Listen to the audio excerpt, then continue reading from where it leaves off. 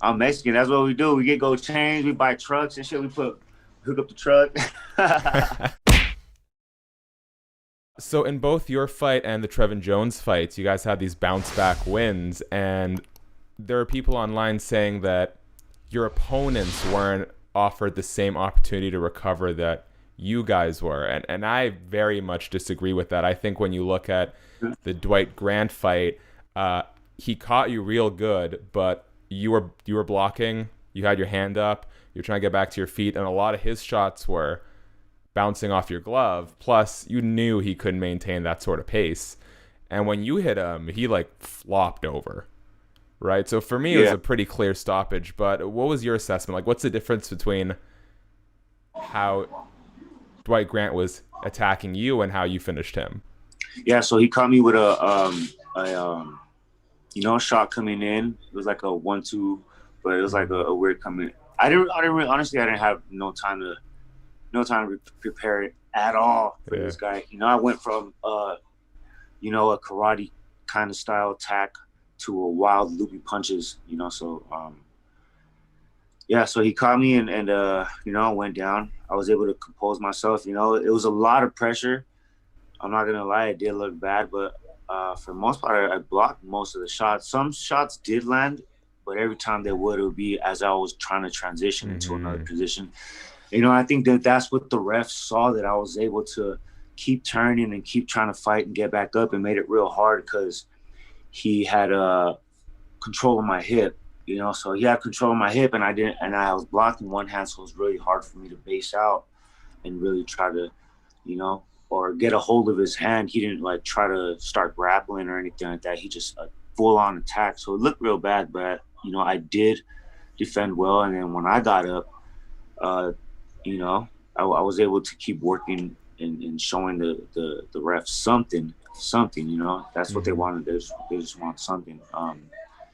And the difference between me getting up and the fight continuing and the Dwight Grant getting stopped was that he went limp. Mm-hmm. When his body dropped and went, like, he had hit the canvas 3 times already, and he was already showing signs of fatigue, and hit him, and he took really hard shots trying to get back up after that second knockdown. I think that once his body dropped and went limp, I think it was time for the ref to step in and do his job. Agreed. Last time we spoke, I want to read you a quote. It was something you said. You told me, quote, I haven't had those real barn burner fights where I'm all busted up. Do you now feel like you've had that fight? Yeah, yeah, it was just a wild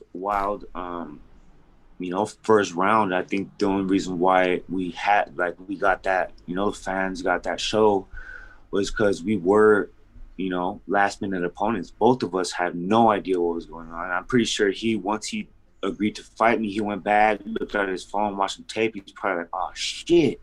Like, damn, this guy's like, you look at my highlights and you'll see like, damn, I got hands too, and all I had enough to do was just to study enough and realize that he's a counterpuncher and that he moves back a lot. So Mm-hmm. that's the reason why I got caught the way I got caught, because my plan was like to rush in and have to like, I knew he was gonna start backing up. I just didn't expect him to back up with a punch. You have already put out a name there for your next opponent, Mike Perry. I know you beat your boy Mickey Gall, and that's obviously not going to sit well with a teammate. But you Yeah. don't seem to particularly like Mike Perry. I feel like that's a stance that quite a few people can relate to. Do you mind if I ask, like, Yeah. what specifically it is about Mike that rubs you the wrong way? Um, he beat my homie. You Yeah. know, pretty much it. I'm that type of person. I ride for mine and shit. Yeah. And even though Mickey's back on the East Coast and shit, um, I got his back. Actually earlier today or last night, I was talking to some dude. I'm just like that dude. Some dude. He's like, hey man, I remember you knocked some dude out for bullying me and shit. A long time ago in high school. He's like, I'll never forget that shit. And I'm just like that Yeah, type of man. person. So We should. plus I don't like him, man. Fool. And honestly, it's not that like, I think he'll get me fired up, and he comes out to, it'll be a great fight. I think it'll be great for the fans, there's no way that fight's not exciting.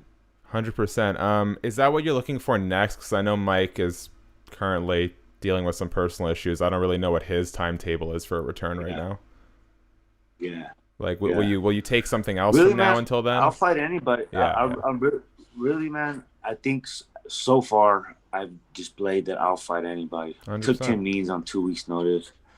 I took Kevin Holland on 2 weeks' notice, and they switched it up on me last minute. Fought Gabe Green, had an amazing fight. I was scheduled to fight Takashi Sato. That fight fell out, and I agreed to fight someone last minute, like 24 hours last minute. I think I've displayed so far that, to the UFC and matchmakers and fans, that I'll fight anybody. So really, I don't care. It could be a guy higher in the ranking. It could be less in the rankings. It's all up to, I want to put on exciting fights. I don't want to, like, pick and choose or whatever. I'm not. It's easy for me to say, I'll fight this guy because I feel like I'm better than him. Yeah. Or I could beat this guy. It's really, I'll fight anybody. So that's just me. Yeah. So you know what? I find it really fascinating that you got this like ride or die mentality, because I get it in the streets and school, wherever the case may be. You got to stand by your homies. I think some people would be like, well, this is a sport, it's a competition, there's not necessarily bad blood. Like, what is it about you in particular that has such loyalty to your teammates to the point that, like, you want to scrap with people who beat your dudes? Yeah. That just comes from, me growing up, I got a gang of homies, like literally a gang, of homies. And I've always, we ride like that. We ride like that. We see someone that beat up on my homie, and I see you somewhere else, I'm gonna beat up on you. We're family, and that's like, I take that real serious, and I ride for my people, and I only fuck with people that'll ride for me. You know what I mean?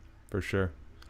As we start wrapping up here, you mentioned, I think, post-fight that like your experiences like street fighting kind of brought that dog out with you, and I was just curious, like, the things that work in MMA, some work in street fighting, some don't. I was wondering if you kind of break down for me, like, what is the biggest difference between MMA and street fighting in terms of effective techniques, in terms of like the environment that you're in? So, you don't want to necessarily it's pull a double leg on someone on concrete. Yeah, it's everything. Safety. Yeah. First and foremost, street fight, you don't know what's gonna happen. Mm-hmm. I've been in a ton of street fights, and you don't know what's gonna happen. Some dudes pull out knives and shit, it's totally not safe. But also, all that shit that I did and I went through, created kind of like a no fear mental, mind state, and that's why people always question, why are you so calm? How are you so calm backstage? Like you about to fight. I'll be chilling. I'm taking naps and shit. Come fight day, I'm chilling. It's nothing to me because, I don't like get like. It's like waking up in jail. You don't know what's gonna happen that day. For sure. You just gotta be ready for whatever. When anything fucking pops off, or if shit pops off, and you gotta be ready and have to handle your business. And that's where I get like my hard work ethic. It sounds crazy to say, but I'm programmed. You know what I mean? And that's just how it is. That's why I work so hard. Every single day I wake up. That makes a lot of sense, dude. Yeah. As we wrap up here, I'm curious. You don't have to, but I think I'm gonna bring this up every time until I get there. You were gonna tell me your favorite Eddie Bravo story last time we talked, and Stitch 'em Up Joe Schilling cut you off. Are you willing to share it this time, or do I still have to work for that one? Yeah, I gotta listen to my homie now. I appreciate it. I can respect that 100%, but I'm gonna keep not bugging you about it because I like to create some continuity from interview to interview. Is that cool? All right, man. I'll get Joe one of these days. Maybe one day I'll ask Joe if he can tell me his favorite Eddie Yeah, Bravo yeah. story. Yeah, for sure, bro. All right, Daniel, man, I really appreciate that. You're coming off this huge win against Dwight Grant at UFC Vegas 7. I think you're quickly becoming, if not a fan favorite in the UFC, definitely a fan favorite during this whole pandemic. It's been a really incredible run, so congrats to you and your team and everything you guys are doing. Yeah, that's crazy. Like, what have you been up to this pandemic? Been fighting, bro. It's crazy. And getting some gold chains. Yeah, bro. So good on you, man. I'm Mexican. That's what we do. We get gold chains. We buy trucks and shit. We hook up the truck. All right, my man. I'm very happy for all your success. I'm looking forward next time we can chat, dude.